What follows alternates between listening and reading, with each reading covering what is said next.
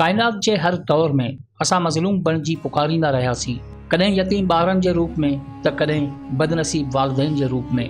कॾहिं अखियुनि अॻियां पंहिंजी औलाद खे मरंदे ॾिठोसीं त कॾहिं घर जी इज़त खे बाज़ार में विकिणे ॾिठोसीं। कॾहिं मासूम नियाणनि खे कारी थींदे ॾिठोसीं त कॾहिं बेगुनाहुनि खे फाही चढ़ंदे ॾिठोसीं। उसूलनि ते हलियासीं त गद्दार थियासीं, हक़नि लाइ विढ़ियासीं त शहीद थियासीं। जॾहिं बि ज़ुल्म जी बाह ॿरी हर हंधा आवाज़ उथिया, पर ॿुधण जी कंहिंखे साख न हुई। असांजी बेशौरी मां हमेशह ग़लति फ़ाइदा वरिता विया। असांजे जज़्बनि, असांजे रवैयनि, असांजी सक़ाफ़त ऐं असांजी बेशौरी खे इस्तेमालु करे अक्सर वक़्त जे हाकमनि पंहिंजे फ़ाइदनि लाइ इस्तेमालु कयो। वॾेराई निज़ाम में पिसजी असां पंहिंजी तइलीम खे तबाह कयो, शऊर खे तबाह कयो, एतिरे क़दर जो पंहिंजे नसल खे तबाह कयो। हिते जहालत जी अक्सरियत एतिरी त डिघी आहे जो शऊर जी सुई ॾिसण में ई कोन थी अचे।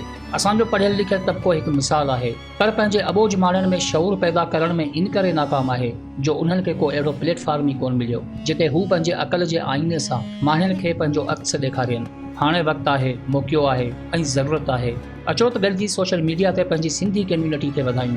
अचो त गॾिजी हिकु आवाज़ बणिजी पंहिंजे अबोज माण्हुनि में शऊर पैदा कयूं। अचो त गॾिजी ज़िंदगी जा उसूल बयानु कयूं। अचो त गॾिजी पंहिंजे नए नसल खे ॿुधायूं त तव्हांजी मंज़िल वॾेरे जी औताक या पंज स्केल जी नौकरी न, त तव्हां जूं नज़रूं तरक़ी जी नई राह ते हुजनि जिते साइंस हुजे, अदब हुजे ऐं फ़न हुजे, इल्म जो उहो आईनो हुजे जंहिंजो हर अक्स हिकु नई मंज़िल हुजे।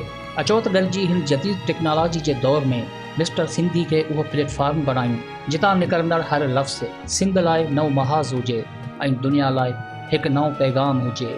तव्हां दोस्तनि जो साथ खपे, रस्तो डिघो आहे पर मंज़िल यकीनी आहे। मिस्टर सिंधी खे वधायो, सिंध जे शऊर खे वधायो।